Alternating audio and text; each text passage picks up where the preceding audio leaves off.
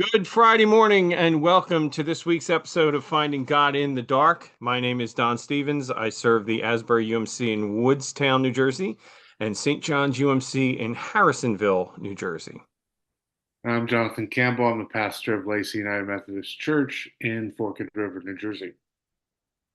And Jonathan, this week we both watched a film that neither one of us have seen before. It Yeah, is a new release on Netflix called Rebel Ridge. yeah, It is what we call this, a crime, drama, mystery, yeah. action, something like Yeah. that. It's not, Rated, yeah, it's an action movie with a plot. There's actually plot to it. no, an action movie with a plot. That's good. That's a good. It's rated R.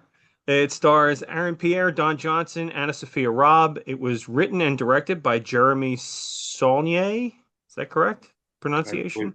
believe so, Close, yeah. I Yeah. guess. As I said, it's new on Netflix. Um, I don't know. Your thoughts first, Jonathan. What did you take from this?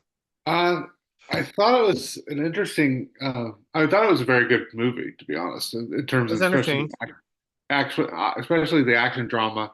I like the fact that all the characters were, I felt really well, they were really three-dimensional. Like there wasn't the bad guy that you don't understand why they're being bad, or the good guy and what their motivations are. So I like that. I like the fact that it's centered around this this legal reality that a lot of people don't know about. That police departments can seize property and you can sometimes never get it back. Like, Civil asset forfeiture. Yeah. and so, and then I don't know. I like the fact that bad guys, we understood their motives, even though we might be frustrated by what they were doing. You kind of, they weren't just cartoonishly bad. They were also, they had motivations. They were trying to protect themselves. They were trying to protect their community. They were trying to keep the police department going. You know, I like, I like movies that aren't straightforward and they really make you think about the reality that life isn't black or white. It just Right. isn't. Yeah, I think you touched on a good point there that there really weren't any of these characters in the film, other than maybe you could have put some of the police officers in this category of just being sort of cardboard cutouts. Yes, You yeah, know, iconic one issue yeah. kind of characters. But for the most part, particularly all the main characters in the film were fairly fleshed out a little bit. Yeah, Um, the downside of that, I think, is that the film was probably a little too long. yeah, It's over 2 hours. It's like 2 hours and 10 minutes, something like yeah, that, yeah, which, for a film of this type might be a slightly long runtime. But for the most part, I mean, kept my attention. yeah, I will say it does have for anybody who's watching who has been watching movies for a long time, yeah, it has a little bit of that Rambo First Blood vibe to it. yeah, yeah. It No. was, I believe the director described it as a mixture of First Blood with and then like he mentioned a movie that was about like a courtroom drama. Like, and so he's tried to combine this very um philosophical idea about corruption, about how communities work together, but Mhm. then put it into the package of an action movie. Yeah. Yeah. So Yeah, it was I saw one description online that called it the thinking man's Rambo. yeah, yeah, Okay, that's yeah, fair. No. I think what's interesting to me, and again, not a surprise, folks. We all know this. We've discussed this. Jonathan and I come at these things from different directions. yeah, yeah, And one of the things that I saw was I thought that when, okay, the main character is African American, yeah, the kind of the one sympathetic character is woman, we're going to play that whole woke card. And yeah, it really didn't do that as much, as much as I thought it was going to. yeah, It was interesting that it almost downplayed the idea of the defund the police thing, right? yeah, Because absolutely. the whole background of this is that they're doing this to keep the police force Yeah, in business, you Yeah, know? it was actually a critique. It was more of a critique of state government not taking responsibility for local government's upkeep. Yeah. Yeah. Because you have the Don Johnson character, or the person Don Johnson plays, who's the chief, and he gives kind of this complaint in a car ride where he's kind of just he is not kind of he is justifying what he's doing, Right. and he's basically arguing the parish, which is basically think of county in Louisiana. It's Right. basically what. So he's basically, oh, the county keeps saying they're going to do bond issues to fund us, but they don't. And so it's to me it was an interesting kind of indictment of some of these localities, some of these small towns kind of get left out in the cold, and nobody really cares about them or cares about how they work. And then should we be that surprised that there might be corruption if Right. if they're not fully funded? And that is where it goes is Yeah, okay, we're sympathetic up to yeah, that point, but then in order to keep themselves in business, it's a very corrupt operation, yeah, so then we're not sympathetic, which again, you're playing that both sides of the coin, yeah, which was well done, I think. yeah, And it's interesting because just this morning, now I watched the film yesterday, and just this morning I saw, if you're on Facebook or Instagram, you get a lot of these reels, short videos. yeah, And I saw one just today that was a woman talking about how a county, in fact, the county in South Carolina where my daughter lives, actually has been doing this for 20 years, pulling people over for minor traffic violations like following too close or crossing the white line without signaling or yeah, things like that, and seizing, yeah, if there's, oh, you have cash in the car, this must be a drug operation, seizing the money. And they've been doing it for 20 years. yeah. That was a little disheartening. I'm like, now I don't want to go visit my daughter. Well, I think what we tend to do, and I understand why, because it involves people dying, but I think we have a tendency when we want to have a conversation about police corruption, we have a tendency to focus on the violent acts, like a police officer beating someone to death, or George Floyd getting choked out by and then ultimately dying because of cops. Right, But what we don't do is we don't talk about things like this, like forfeiture is something that if a community does on a regular, if a police force does it on a regular basis, it's going to undermine the trust the community has in the police, even though it's not a violent act at all. right. Right. And the very idea of it, like we can seize, oh, you have an inordinate amount of cash and we're going to seize that because we suspect that it's drug money. Well, Yeah, on suspected on what grounds? yeah, There's no grounds for that suspicion other than it's more money than the average person might be walking around with in their pocket. But yeah, when I go on vacation, I prefer to spend cash. yeah. I don't put stuff on credit cards if I can help it. So I stash cash away all year long. And then when I go Well, on vacation, I have a chunk of cash with me. Now I don't carry it around, but it's in the car with me when I'm going there. You know? and we both have served churches in poorer communities. Um, I served a mission in Patterson for 2 years. A good chunk of the people that I worked with did not have bank accounts because they did not trust banks. Right. So guess what's going to happen if you don't have a bank account? You're going to be At carrying some point, around your whole at some paycheck. point, you're going to be carrying around a huge paycheck, or at some Yep. point, if you sell something, you're going to be carrying around a whole wad of cash. Yep. And I think in poor communities, it's not uncommon for people to have a lot of cash because they distrust the institutions around them. Right. Yeah. Yeah, and perfectly fair. And it seems like there should be more than just suspicion, Yeah, you know, than as it is in this film, okay? yeah, Well, you got $36,000 on you, but he explained what he was doing, yeah, and he doesn't get the benefit of the doubt from the yeah. police. It's just like, no, we're taking your money. Well, now he can't bail his brother out or his cousin out, So, and the whole thing escalates on suspicion, Yeah. which is, I mean, we got to be able to touch somewhere in the scripture on that one. Yeah.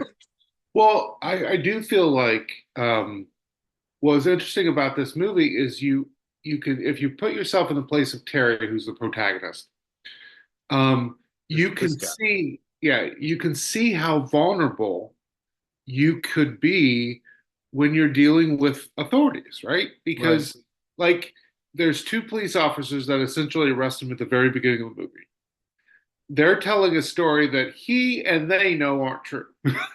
hey, I mean, and he's nothing but respectful in that Yes, whole yes, exchange. yes.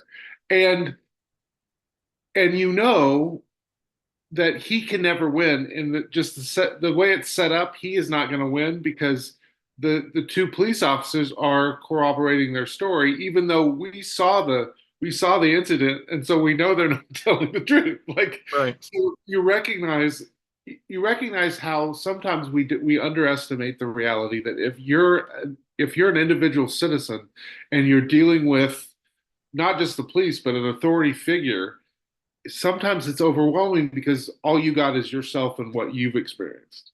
right, You know, right, I know that one of the things that obviously we could delve into is what you talked about at the beginning. How do we as Christians come to issues around police corruption? How do we do it well? How do we have right, conversations? How do we recognize we're not going to be on the same, the same, the same? The problem is sometimes we can identify a problem, but we have to recognize not everybody's going to see the same solution to that problem. right. And the problem becomes how do you have that conversation about what's a good solution? What's the best solution? And so I think I know I actually came in the church I'm serving now. I don't know. I think I've shared a little bit of this with you, Don. But when I came in the church I served, it was at the beginning of COVID, and it was the beginning of the George Floyd stuff and all that stuff. And I put up an article on my Facebook. It was on my Facebook, not on the church's Facebook, but on my Facebook. I put up an article that was about better policing practices, right? And the image, I didn't even really think about the image of the article, but the image that came along with the article, I did not pick the image, had a picture of two people holding up a sign that said Black Lives Matter. And so I had a parishioner that came into my office during COVID, so we both had masks on, you know, and she just got so upset with me and so mad that I had done this, and she didn't understand. And over time, I realized that her husband was a retired state trooper, Mm, and he had dealt with a lot of disability issues because of his work in the police department. And she, I think, couldn't separate the idea of defending her husband from what I had put up. And I probably could have done the conversation better. I wish things would have turned out differently. That family ultimately left with some other folks. But I do really part of what we've talked about doing, and we'll talk about, I'm sure, in the next few weeks a lot on here is I want to help people have better conversations because here's the thing: this issue of how police function in the community is an important topic. And there are issues like forfeiture that need to be addressed, I would argue. yeah. And we need to change how it's done. But you might come at it from a different angle than I do. You might see the issue a different way than I do. And how do we have a good conversation about actually finding a solution? Yeah, yeah, and I agree with you. I mean, it's not just like forfeiture is bad, right? Yeah, Eminent domain, I think, is another one that you can talk yeah, about in the yeah, same vein. Like, yeah, who is making these decisions? Oh, well, it's good for the community. Who said so? yeah, Because why? Because you're going to run a highway through my backyard, so you get to take my house. yeah, That sort of stuff, I think, is it's challenging. And you're right. What's important is that we're trying to understand the perspective of the person that we're talking with, yeah, right? Why do you feel that way? yeah. what is it that, okay, we don't, because we don't have to agree. Yeah, We don't have to, and I don't have to convince you of my point. You don't have to convince me of your point. We yeah, can still have the discussion and walk away and disagree and still be, be friends and still mhm, talk to each other. yeah, I was just having a conversation today about that in one of the two churches I serve, where it is almost 50-50 mm, when it comes to, conservative progressive yeah, in this church. And we still have, these people still love each other and they still take care of each other and still look out for each other because they can, either they don't talk about these issues or at least they put at the forefront that they care more about the person than the issue, yeah. you know? Well, I was thinking about just the picture behind you. You have the you can't see Terry very well because your head's in the middle, but There you but go. the two gentlemen to his left and right are Mhm. both police officers in this movie. The one to my right, probably on your left, Lan, I think is his last name, L-A, yeah, This N-N. guy. Mhm. He should never be a police officer. Like just how he's portrayed in the movie, he should have never. He likes clearly having power over people. He likes kind of pushing his weight around on people. That's a person that probably should not be given power and authority. You shouldn't be able to exercise power, Yeah. right? If you like But power, you probably shouldn't be able to exercise it. but what I like is the police chief and some of the other cops that you get to know during this movie. You could argue very easily they've lost their way. that that they that they Sure. that they probably should be police officers or once were effective police officers and they've lost their way. And so this movie for me brought up the issue of how do you sort that situation out? So how do you keep people out of places like the military or the police department that don't have the personality for it? And then the other issue, how do you support the people that do have a good mindset and a good understanding of what they're doing and why they're doing it and help support them when that job gets difficult instead of them losing their way. You know what I mean? Yeah. Yeah, and you touch on something there. I think I said a little bit like the people that most pursue power are probably the people you least want in power, Yes. because they're pursuing it for the sake of the power. You get the sense, at least in this film, that Don Johnson's character, the chief, uh, he was a good guy until the circumstances led to kind of manipulating the system to keep himself. And now he's in sort of self-preservation mode and willing to do almost anything, even if it's illegal, to keep his department running, Well, that And last there is that scene, sense where yeah, he talks about that, I've got to make payroll, I've got to, keep people employed. yeah. Um, and yet still you're kind of going, okay, but the way you're doing it, Yeah. Well, mm, I love the last scene with him. The last scene with him, you can almost see Don Johnson does an amazing job of showing that all on his face. yeah, You get this last scene where he's just kind of staring off in the distance, but you can see his face. And I don't want to give it away, so that's all I'm going to say. But yeah, in his look, you can see the where the hell did all my life, where the hell yeah. did all this go? Why Where why did am this I go here? off the rails, Yeah, right? yeah. Yeah, And I think even in those moments, these movies like that, even if we don't want to go deep into, okay, how do we make policing better? Which I think this movie can be a good way to have that discussion. But it can also be, how do I learn from my mistakes? How do I avoid mistakes? How do I not get into the habit of a lot of these characters in this movie justifying bad behavior and wrong choices, because that's what this movie is about in a lot of ways. Is there's a group of people that are being propelled by bad choices and their refusal to accept that they're going the wrong direction and they need to make a change. yeah, and there's that sense of, my wife just had this conversation with my 18-year-old daughter this week about, life is an ongoing learning process. Yeah, Because I think the 18-year-old thinks that she's going to finish college and she's all done. yeah, No. You just keep going. Yeah, It's and so there's almost a dichotomy in this film of that, where some are learning and some aren't learning, you yeah, know. And that's a reality I think in life too. Um, it's an ongoing process. Are we willing to continue to be open, to continue to learn, continue to grow? It's a question worth asking. yeah. Um, any other thoughts on this before we get to thinking about next week? Interesting. I also think you can have an interesting conversation around um, poverty with this movie and money, uh, Hmm. because I can say from what I've seen in my work with like at Kumac, when communities like Patterson are struggling financially to pay their bills, some of the first things they cut are things like public defenders and people that would advocate for folks who can't afford to hire a lawyer or hire a tax attorney or hire, and Hmm.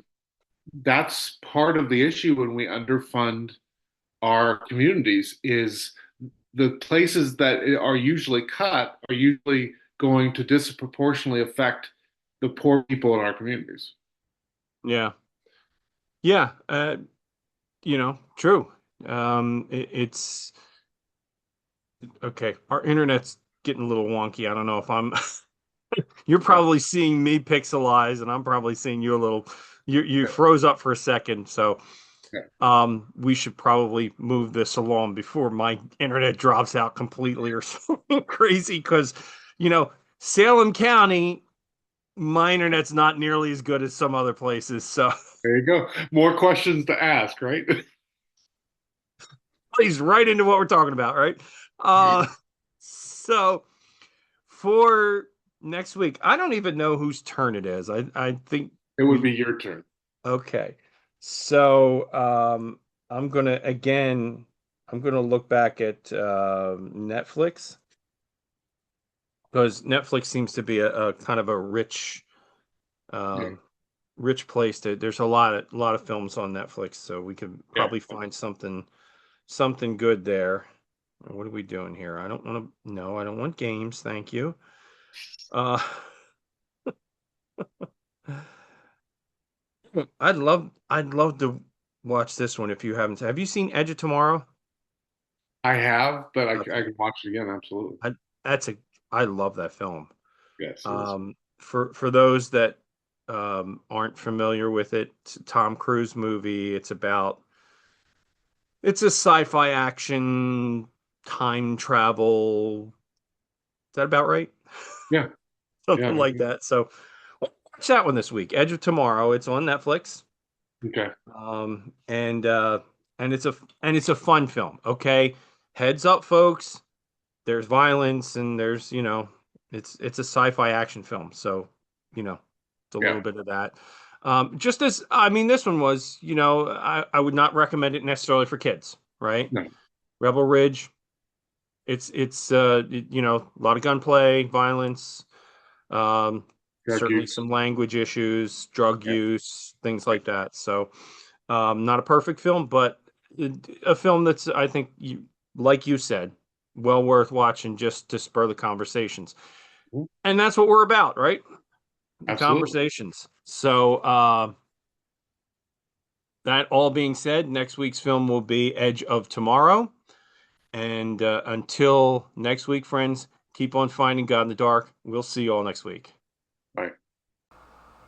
Thanks for watching the Finding God in the Dark podcast. If you're enjoying these discussions, please consider hitting the like button down below or subscribing to follow along. We put out weekly episodes on Friday mornings, and we are so glad that you're finding this discussion of theology and film entertaining enough to follow along with us. Take care and God bless, friends.